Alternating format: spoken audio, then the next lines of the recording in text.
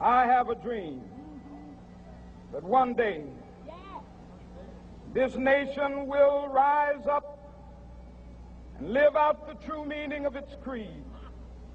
We hold these truths to be self-evident, that all men are created equal. We cannot be satisfied as long as a Negro in Mississippi cannot vote and a Negro in...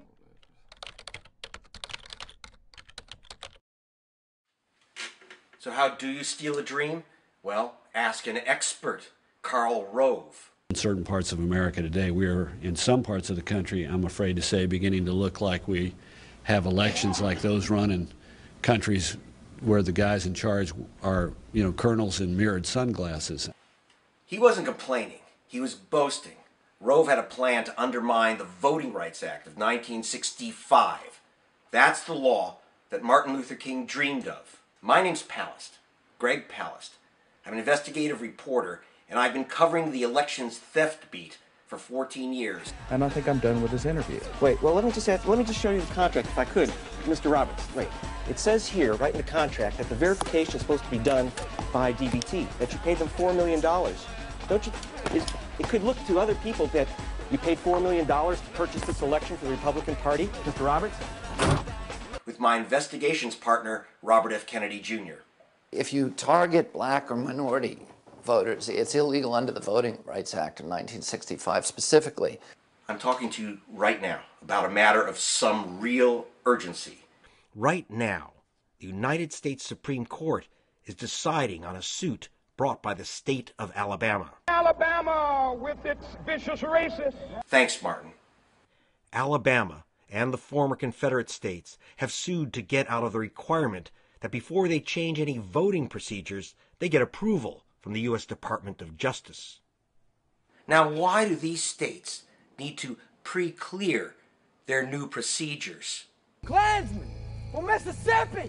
Mississippi! The first voting rights law, the 15th Amendment to the Constitution, passed in 1870, gave Americans of all colors the right to vote. But states like Alabama and Florida used all kinds of tricks to stop black people from voting. Lynchings, voter roll purges, fake literacy tests, all used to prevent citizens of color from voting, known as Jim Crow laws. Today, Jim Crow is very much alive, except he's changed his white sheets for spreadsheets. This is Willie Steen, a Gulf War veteran. Wrong person. I've never been arrested in my life, Was in the military for 4 years. Got out of the military, been in the medical field ever since. Republican Secretary of State Katherine Harris tagged Willie Steen a criminal, a felon, and took away his vote. It's pretty screwed up how they did me, but what can I say? Did removing thousands of innocent black men from the voter rolls make any difference? I hereby declare Governor George W. Bush the winner of Florida's 25 electoral votes for the President of the United States. The use of the old Jim Crow tactics continues. And why? It's not because of the color of the voter's skin. It's because of the color of the voter's ballot. Just listen to Karl Rove. If black voters' share the turnout drops just 1 point in North Carolina, Mr. Obama's 2008 winning margin there is wiped out 2.5 times over. You can steal an election in 9 easy ways. The president has mentioned one of them. A North Miami woman named Desaline Victor. When Desaline arrived at her polling place, she was told the wait to vote might be 6 hours. Desaline is 102 years old. Excuse me, Mr. President. Mrs. Victor wasn't forced to wait in line because she's elderly. She was forced to wait in line because she's black. There are 8 other ways to steal an election. And Florida's gone back to a Catherine Crowe favorite, voter roll purges. In 2012, the Republican governor of Florida claimed he had found illegal alien voters on the voter rolls, 180,000 of them that needed to be purged. But when he was challenged by the Justice Department, the 180,000 dropped to Almost 100 individuals that have registered to vote that are non-U.S. citizens. And then Found 86 that were registered to vote that were non-citizens. a list of ne'er-do-wells. I've seen this movie before. And I have here a list of the names of 207 persons who are known by the Secretary of Defense as being members of the Communist Party. We tried to contact the governor of Florida, but his office sent us this message, and it said that they're waiting for this Supreme Court decision. If it goes their way, they can remove anyone they want. They certainly don't have to answer our questions. They said, we intend to remove non-citizens from Florida voter rolls and anticipate doing so with plenty of time to prepare for the next general election. I bet they will. If it wasn't for the Voting Rights Act, they could have removed over 100,000 Americans, all of them innocent. It's interesting to note that on the list of thousands they would remove from the voter rolls, your chance of being there is 4 times greater if you're Hispanic than if you're white. Voting, if you're not an American citizen in a U.S. election, is a felony crime. You go to jail, then you get deported. So how many illegal aliens did the Republicans nab out of their list of 180,000? They arrested 1. He was a citizen of Austria and Canada. Southern states moan that they've been picked on because the Voting Rights Act pre-clearance provisions apply only to 16 states: Mississippi, Alabama, Georgia, Florida, and the old Dixie state of New York. One hot dog, please. Welcome to the Empire State, home of the World Trade. Alaska. You. And Arizona. I flew to Arizona to find those swarms of illegal voters that the state had captured and imprisoned. And this is Tent City, Arizona, an overflow jail created by Republicans who dream of filling its tents with illegal aliens who've waded across the Rio Grande to steal the election for the Democrats.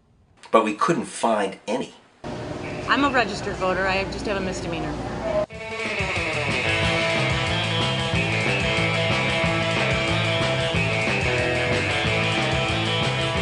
Then we flew on to Surf City, to California, another pre-clearance state, where my surfing teacher, Donna Fry, surfer chick. And get your balance that way. Don't balance.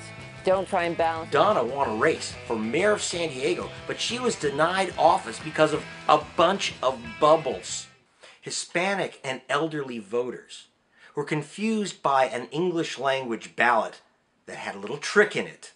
We've been invited into the home of voters whose votes didn't count. Yeah. Did not fill in the bubble. So why didn't you fill in the bubble? Because I didn't know when you fill in the name that you had to put a bubble in. Mom, it said you had to put it in the fill in the bubble.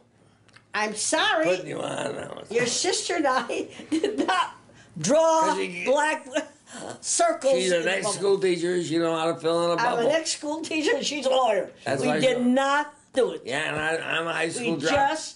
And I'm a high school dropout, and I filled in the bubble. Wait, but...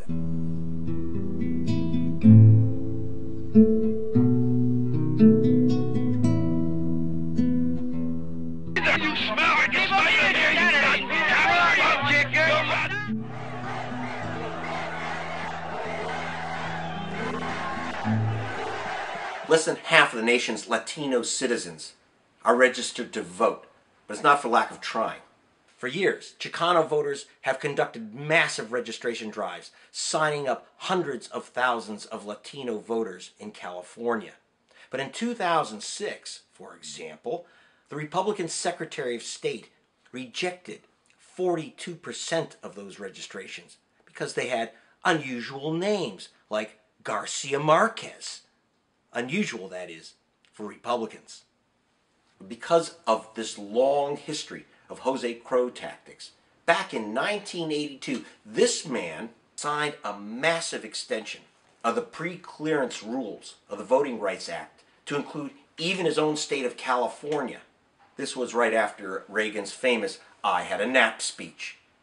This past election, we saw long lines of black people in the pre-clearance state of Florida. But I also saw them in the no-clearance state of Ohio. Why are you waiting in this line? Well, I have to exercise my right to vote. So if I have to stand in line to do it, then I'm going to do that. Well, I also went to the white polling stations to check out the lines there. We're in the suburbs of Toledo, Ohio. We're in line for voting on Election Day 2012. Well, actually, there's no line. Or waited in line for a very long time. By the way, we have to fix that. Wow, imagine if that guy were president. He could do something to fix that.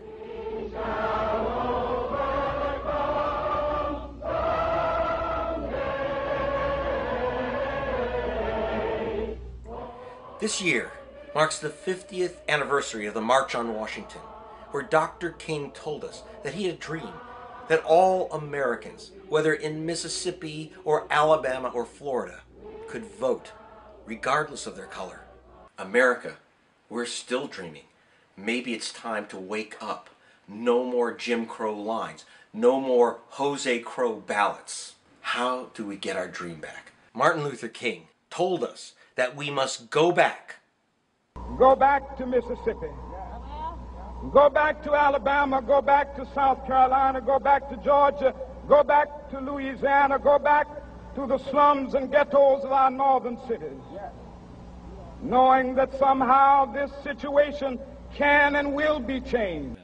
This situation can be changed by you when you join Dr. Charles Steele Jr., the man who succeeded Martin Luther King as president of the Southern Christian Leadership Conference. You can join the march by signing this petition here. First, tell the Supreme Court it must not destroy Dr. King's DREAM Act. Second, tell Congress all Americans deserve the protection of Justice Department review, whether in Old Dixie in Alabama and Florida or in New Dixie, Arizona and Ohio. Sign it and add your name, along with Dr. Bernard Lafayette Jr. He was one of the original Freedom Riders. He was beaten, arrested, and beaten again, and he's still singing. Buses are a-comin', buses are a-comin', buses are a-comin', oh yes. We say to the jailers, better get you ready, oh yes. The jailers say, all right, shut up on that singing and hollering in here. You want information on all the tricks that they use to steal your vote and how you can steal it back? Well, go to www.gregpalast.com and get a copy of Billionaires and Ballot Bandits, How to Steal an Election in 9 Easy Steps, with chapters by Bobby Kennedy and cartoons by Ted Rall. www.gregpalast.com. And from Florida to Ohio, let freedom ring from every hill and molehill of Mississippi, from every mountainside. This fact check is brought to you by the not-for-profit, nonpartisan Palast Investigative Fund. This is Greg Palast, and I approve this message, and I have a dream that you will sign this petition. Buses are a-comin', oh yeah. Buses are